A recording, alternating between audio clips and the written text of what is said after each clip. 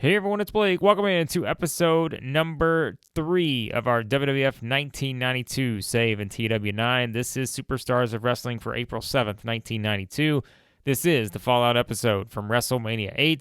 Hope you guys enjoyed the show. One of the best shows we've ever booked, probably the best show we've ever booked rating-wise in any series we've done here on the channel. So, a big success, I thought, for WrestleMania VIII. And if you're just jumping back into the channel for the first time in a while, yes, this is a continuation of the WWF 1992 save we did in TEW 2020.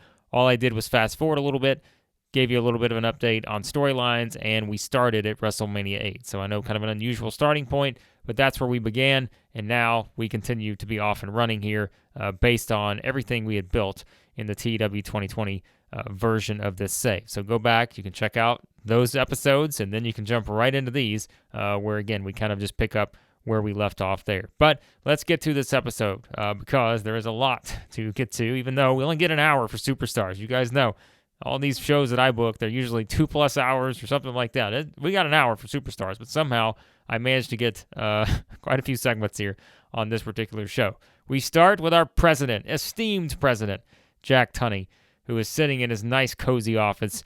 And Jack Tunney talks about what all, the big developments we had at WrestleMania VIII. Ric Flair is now the WWF champion. The Undertaker defeated Sid Justice. And then Jack Tunney says we also had the events that took place after the match between Jake the Snake Roberts and Roddy Piper. And don't worry, folks, Jack Tunney is not banning reptiles this time around. Instead, he's banning perhaps the reptile himself, Jake the Snake Roberts, because Jack Tunney announces that he has suspended Jake Roberts for 30 days for the dastardly act that he, completed on Roddy Piper, where it was Jake removing the mat from the floor and DDTing Piper on the exposed floor. Jack Tunney's had enough of this BS from Jake Roberts, who, of course, has been going after Elizabeth, all this other stuff, Randy Savage. So Jack Tunney's had enough with Jake Roberts after all, even stuff that happened before our save. We brought up kind of the backstory there and everything. So the story here is that he's suspending Jake Roberts for 30 days, and he also gives us an update on Roddy Piper, saying that there is no way that Roddy Piper will be medically clear to compete inside of a WWF ring anytime soon, and he will have further updates as he gets them from the physicians that are currently taking care of Mr. Piper.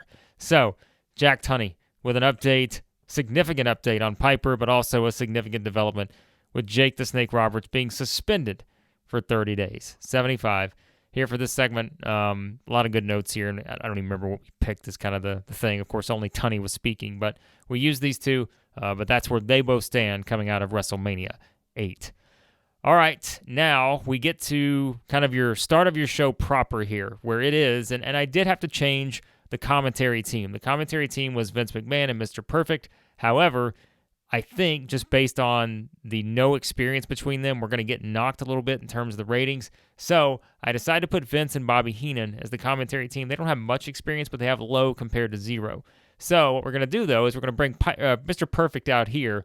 And it is Perfect joining these two as we kick things off. And Vince McMahon, as you could expect, not surprised by this because it's Perfect and Heenan giving high fives. They're hugging. They're all smiles because Perfect is gloating about Ric Flair's WWF title win at WrestleMania VIII. Remember, Perfect was the financial consultant, advisor, whatever role kind of he was at this time with Flair. And that's how we're kind of using him here in this particular spot. So Perfect is gloating about Flair's title win, saying we'll get an exclusive interview from the Nature Boy, the new WWF champion, coming up later tonight. So that is just kind of a quick little commentary setup here with Perfect and Heenan having some fun with Flair, doing what he said he was going to do. He won the Royal Rumble, and then he became the WWF champion. So 75 here for this segment as well. All right, our first match. Not too great here, but it's Superstars, and, well, you guys know how I try to book this. I don't try to just go all in on main event versus main event, upper card versus upper mid card. Nope, you got the Texas Tornado against the jobber Barry Horowitz. I appreciate Barry eventually in 1995, getting a big opportunity, but not so much yet because the Texas Tornado, who was successful in that 6-man tag we had against the Hoss team of Haku, Barbarian, and Warlord at WrestleMania VIII. It was Texas Tornado, Big Boss Man, and Hacksaw Jim Duggan getting the win in that one. But he gets the win here. The Iron Claw does it for the Texas Tornado. But we're going to keep getting the penalty with him because of the personal issues. So, this is just kind of how it works in this. It's not much different than some of the other saves I've done where people have had this, but it's just guys that I want to use. And so we will just continue to go through with it, and we'll see what we get to. So not necessarily great, I think, that Texas Tornado had 51 and Barry Horowitz out of 45. Only 6 that separates these two, and there are miles that separate them based on what I would like to actually do with them. So, that's where we stand on that. But cooling the crowd a little bit, that's okay. We'll pick them back up. 41 for this match. All right, now we get to Shawn Michaels. And, of course, these all are, your vintage superstars type interviews. And something else I had to do based off of what we got on the note at WrestleMania VIII is that Shawn and Sherry were not a good pairing, and we were getting the penalty with Shawn and Sherry. So, quite honestly, we flat out dropped it. So we will revisit something that I have in mind for Sherry here moving forward. But for now, Shawn Michaels kind of playing the solo act, and honestly, no need for me to just come up with some wild storyline as to why that is. We're just going to do it that way. So Shawn Michaels, though, here in this sort of, pre-taped interview, Michaels saying that, he was successful. He won his match against El Matador at WrestleMania VIII. He's been called one of the top rising stars in all of professional wrestling, and now he has his sights set on gold. And Michaels says, who knows? That could mean coming after the Intercontinental Champion Bret the Hitman Hart, or it may be getting in the ring with the new WWF Champion Ric Flair. So not much more than that, just sort of Michaels and, his cocky self at this point, making it clear that he's got his sights set on the gold. What's that going to mean? Perhaps for Shawn Michaels moving forward, we'll find out. 56 here for this one. All right, okay, this match, much better than we got from the Texas Tornado and Barry Horowitz, and a little bit of a surprise, to be honest with you. But, I mean, and I'll say just quickly, like, we did storytelling on this too, so we actually got knocked a little bit. We were penalized a little bit for holding back. This could have done even better. But the model Rick Martel gets the win over Jim Powers here, 7:06, the Boston Crab. We did go a little bit longer with this match, but it's the model. I would say at least half of it, the guy strutting around, sporting his arrogance. But Martel gets the win here, and, he was also victorious. He was the co-main event at WrestleMania VIII, since he did go on second to last with Greg the Hammer Valentine, even though it was kind of in the buffer spot between The Undertaker and Sid and Flair and Savage. But Martel gets the win. You can kind of tell that we have some plans for the model here. And, he's someone too. Like, at this point in 92, I still thought this guy had a lot to give. So, we'll see what happens with the model here moving forward. But he gets a nice win over Jim Powers. We may have to use more here, even though his in-ring performance only a 33. But, hey, it's a decent match, but a lot of it carried by Martel. So, all right, now we get to some Coliseum home video exclusive interviews with Bret the Hitman Hart and the Legion of Doom. So these are ones that we're kind of playing up, coming out of WrestleMania VIII. It's your Coliseum home video exclusives here. And so we get Bret, who's talking about, how he was, it was DiBiase saying that money could buy anything. But Bret says, then why am I standing here still with the WWF Intercontinental Championship? So Bret just kind of making it clear that he's already beaten IRS, and maybe, just maybe, eventually Ted DiBiase will decide to stop being scared and get in the ring with him. So Bret kind of pushing that theme. DiBiase's been saying that he is going to show everyone that money can buy anything, and he just keeps alluding to that line. But for now, Bret got the better of IRS at WrestleMania VIII, still the Intercontinental Champion. Then we have the exclusive with the Legion of Doom, Hawk and Animal, who were also successful in their title defense at WrestleMania VIII, beating the natural disasters of Earthquake and Typhoon. And so this is kind of more so just the Legion of Doom saying, we told everybody we were going to take on all comers. They've beaten the natural disasters. Now, who's next for, LOD? And just kind of pushing it that way. So a little bit of suspense there as to what comes next for them. But there's a couple interviews with the two retaining champions at WrestleMania VIII. All right, this match, not so great either. I expected more from the Brooklyn Brawler here in this one. Only a 28 for the in-ring performance. The Brawler's got to get better here. But it is the British Bulldog, the year of the Bulldog, as we've been pushing in 1992. 42 for the match. Brawler off his game. Not great. We cooled the crowd. 63 for the Bulldog, so we'll take that. But yeah, British Bulldog also fatigued. Don't worry. He's going to, the way I'm going to do Superstars, because remember what we said. Our next pay-per-view is like the week 3 or week 4 of August. So we got a full 4 months until our next pay-per-view. We will probably throw in a Saturday night's main event or two somewhere along the way, just because it'll break up the monotony of Superstars every week. But I also said we may try some kind of fun, exclusive sort of events that will feel like Coliseum home video style stuff and all that, just to kind of, again, break up just the Superstars after Superstars after Superstars. So, the way I'm going to kind of structure this is, as you'll see, it's like you will get, sometimes you may not see the Bulldog wrestle for 2 or 3 weeks or something like that, even though he's kind of a featured guy. But we have a way to kind of weave everything in and out to still make sure guys are at the forefront who are going to be stars, for us, I think, moving forward. But, so a little bit of fatigue for the Bulldog, but that's okay. I think as I look at my notes, I don't have him wrestling again for several weeks. So he's going to be okay. He's going to get a nice little break, although the grind of the event schedule, not sure what it looks like for the Bulldog, but we'll see. British Bulldog, the winner here, over the Brooklyn Brawler in a pretty much nothing match. All right, now we get the announcement that Vince and Heenan letting us know, look at this trio that's going to be in action next week in 1992. The Undertaker will be in action coming off of that win against Sid Justice at WrestleMania VIII. Speaking of Sid, we're going to get to him in just a second. He's in our main event, and we're going to tell you why that may not be good for his opponent.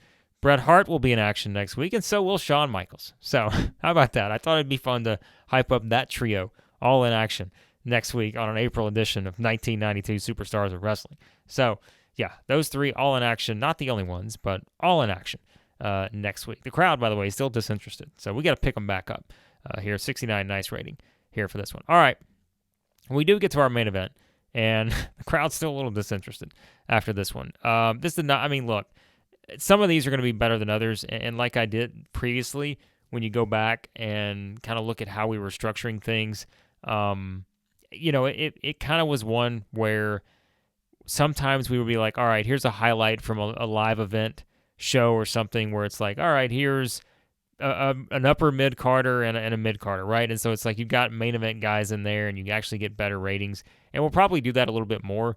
But, I'm also going to be fine with just sometimes taking the hit on some of these main events and knowing that we're not going to do Sid Justice versus The Undertaker, here on Superstars after WrestleMania. It's just not going to happen. So, Sid gets the win. I don't even remember making this 8 minutes. I guess I did, but I would have liked that to be a little bit shorter, but maybe I did just because out of habit of the main event.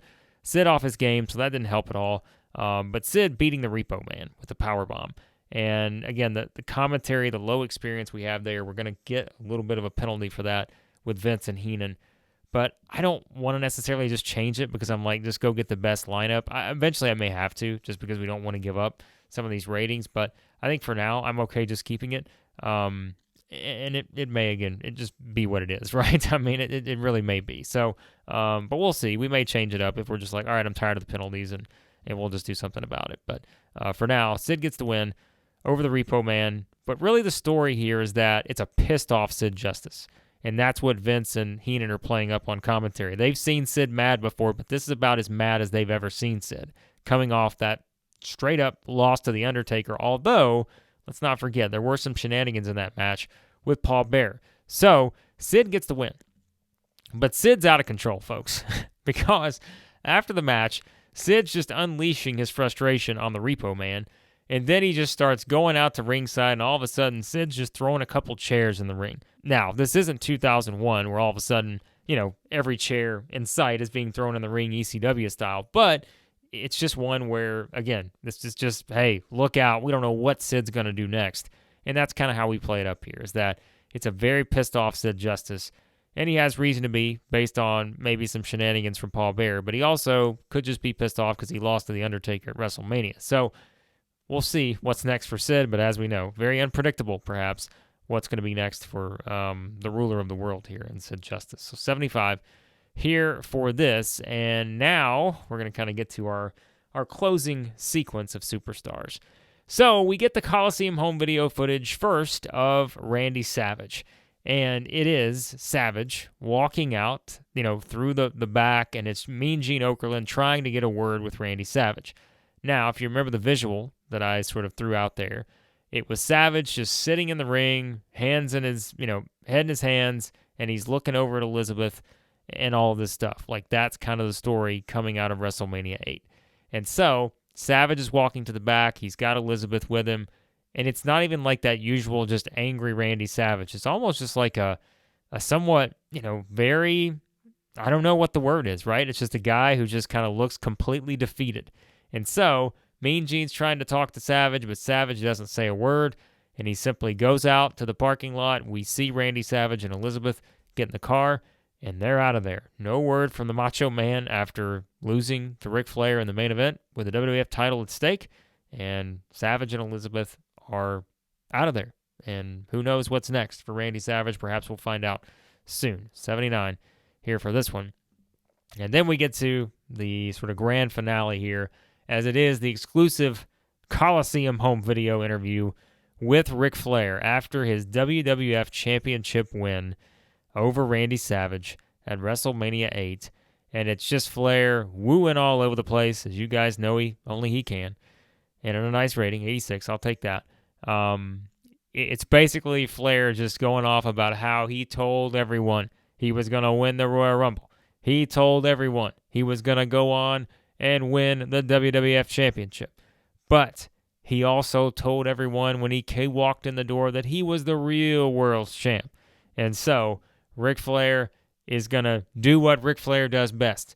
He's won the title, he's got the gold, and now he's going to go celebrate for however long he wants to celebrate until President Jack Tunney can find him somebody worthy of taking a shot at the Nature Boy. And that's when Flair sends a warning and says, I don't care if you think you're the past, the present, or the future.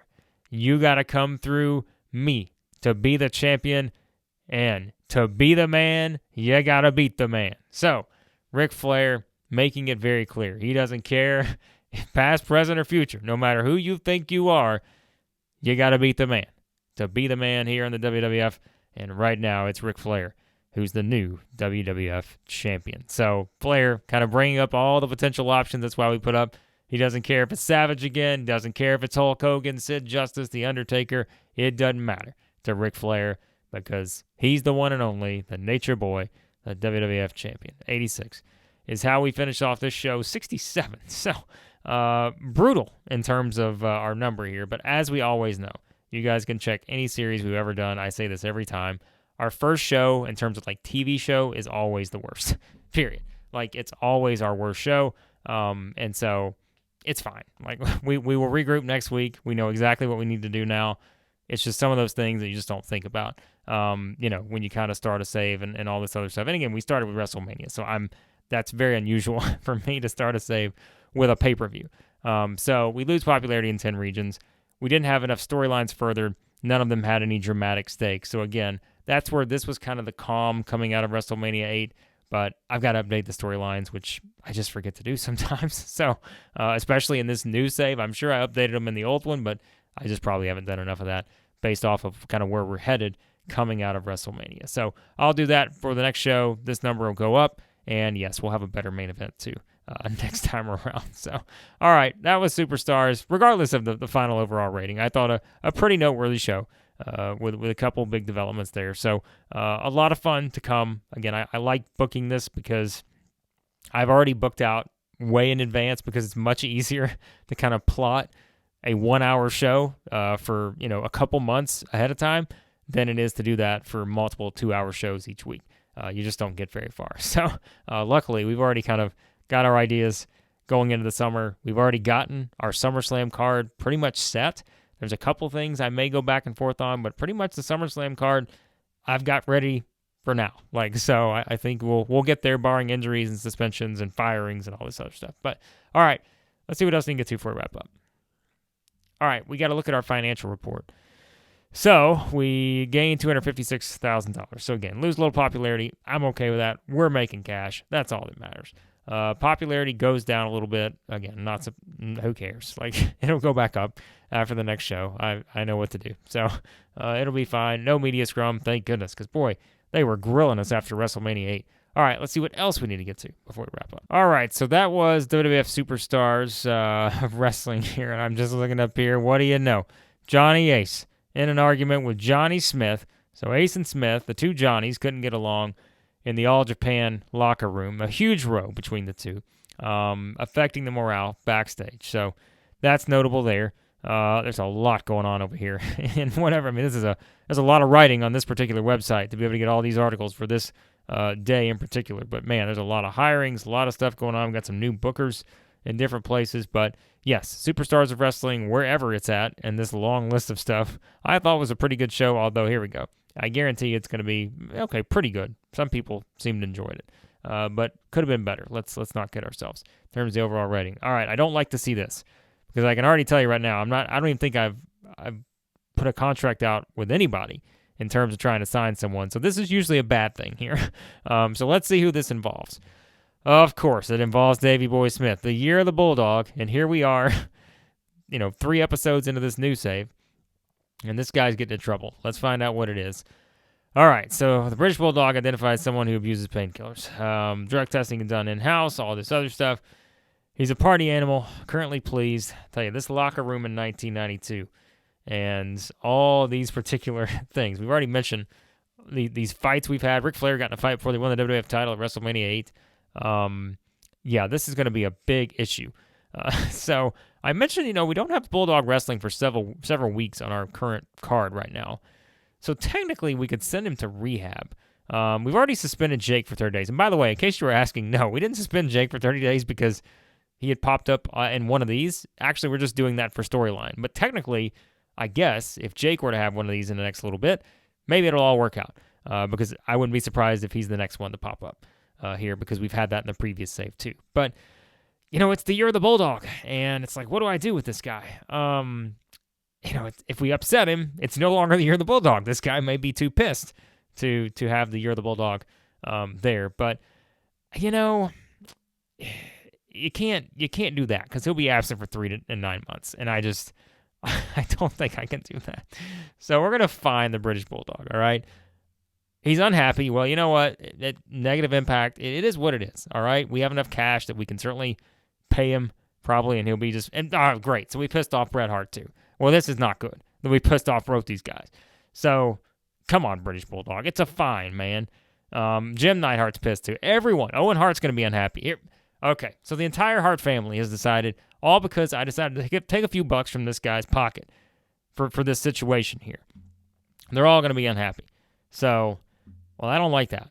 But let's look at this real quick, though. I don't have anything to hide back here, by the way, because I haven't signed anyone, so usually I am. But Brett's annoyed. All right, we'll pay Brett a little money. He'll be fine.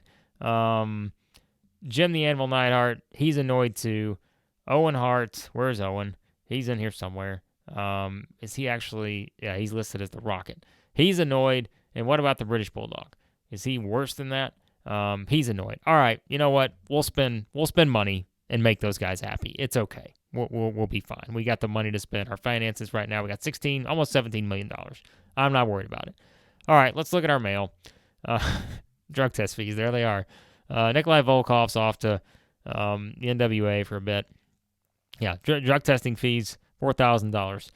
I don't know what we're going to do here with all that. But there you go. Superstars of Wrestling. We pissed off the Hart family. What's next in 1992? Your guess is as good as mine on this show. All right. I appreciate you guys. Hit the like button. Hit the subscribe button as well. Always appreciate you watching. Check out, again, the WWF Invasion 2001 save is back. We just did our most recent episode there. I'm pretty much done with the booking for the next show. So that one should be out in a couple days. Following up on what was a huge show the last time around. So you got 15 plus episodes to catch up on there if you want, and go back through the backlog. There's so much fun stuff I think we did in all these former saves. I know they were different iterations of the game in TW 2020, but I still think a lot of it is kind of fun to go back to, and especially the WWE 2021 save. Still my darling here of this one. We almost went 115 episodes, something like that. So go check it out. It's a lot of fun to go through, and you guys know I like my long-term stories, so that was a lot of fun to jump into. But, all right, I appreciate you guys, as always, and don't worry, too, the local to global save, I'll be back with that one, too. I'm just kind of getting caught up on some things, and we'll have that one up and running. Multiple saves up and running on the channel once again. So, appreciate you guys, as always. Hope you are not also upset with my decision with British Bulldog, but on the next episode of our WWF 1992 save. It'll be the next edition of Superstars of Wrestling.